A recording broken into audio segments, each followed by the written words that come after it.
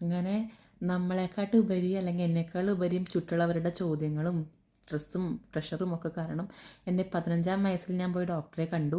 Doctor എനിക്കൊരു കുഴപ്പമില്ല, പേടിക്കാനൊന്നുമില്ല, ജസ്റ്റ് ഒന്ന് വെയിറ്റ് കൺട്രോൾ ചെയ്യുക. അതായത് ഞാൻ 32 കിലോനാണുള്ളൂ, പക്ഷെ എന്നാലും ഓയിലി ഫുഡൊന്നും കഴിക്കേണ്ട അധികം. അങ്ങനെ ജസ്റ്റ് ഒന്ന് ചെറുതായിട്ട് എക്സസൈസ് ചെയ്യാം അങ്ങനെയൊക്കെ പറഞ്ഞ് എന്നെ വീട്ടിലേക്ക് വിട്ടു. നമ്മൾ സമാധാനമായിട്ട് വന്നാലും നമ്മുടെ ചുറ്റുള്ളവർ നമ്മളെ സമാധാനമായിട്ട് ഇരിക്കാൻ സമ്മതിക്കില്ല. അവർ ഇതേ ചോദ്യങ്ങൾ റിപ്പീറ്റ് ചെയ്യും, നമ്മളെ പ്രഷറാക്കി ടെൻഷനാക്കുക, പ്രഷർ അടുപ്പിക്കുക ഒക്കെ ചെയ്യും. അങ്ങനെ വീണ്ടും ഈ ടെൻഷനും പ്രഷറും കാരണം എൻ്റെ ഒരു 3-4 മാസം കഴിഞ്ഞപ്പോൾ നമ്മൾ സെയിം ഡോക്ടറെ വീണ്ടും പോയി കണ്ടു. ഡോക്ടറെ കണ്ടു, നമ്മൾ ചെന്നതുകൊണ്ടാണോ എന്നറിയില്ല, ഡോക്ടർ മരുന്ന് സ്റ്റാർട്ട് ചെയ്തു.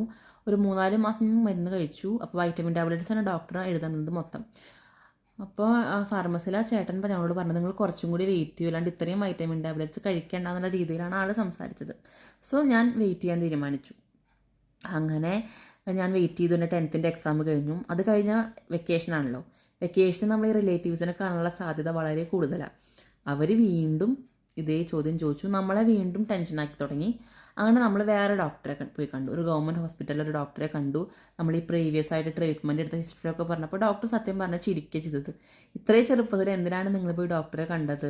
അതിൻ്റെ ഒന്നും ആവശ്യമില്ല. PCOD ഉണ്ട്, പക്ഷെ അതിനൊരു മരുന്നും കഴിക്കേണ്ട ആവശ്യമില്ല, തന്നെ മാറും. നിങ്ങൾ മറ്റുള്ളവരുടെ അഭിപ്രായങ്ങൾ എടുക്കാൻ ആദ്യം നിർത്തൂ എന്നുള്ള രീതിയിലാണ് ഡോക്ടർ സംസാരിച്ചത്.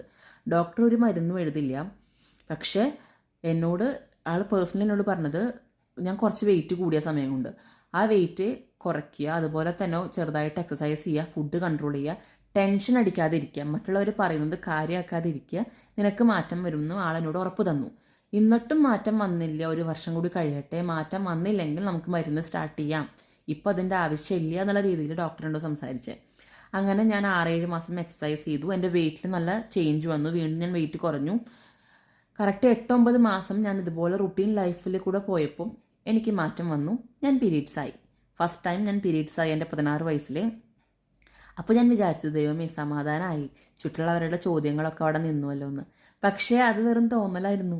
അവർ അടുത്ത കാരണം കണ്ടുപിടിക്കും ഇതിന് റിലേറ്റഡ് ആയിട്ടുള്ളത്. അവരടുത്ത സർക്കിളിൽ വന്നുകൊണ്ടേയിരിക്കും. അങ്ങനെ സ്റ്റിൽ PCOD വീണ്ടും എൻ്റെ ലൈഫിൽ വില്ലനായി. പീരീഡ്സ് ആയിട്ടും അത് മാറിയില്ല.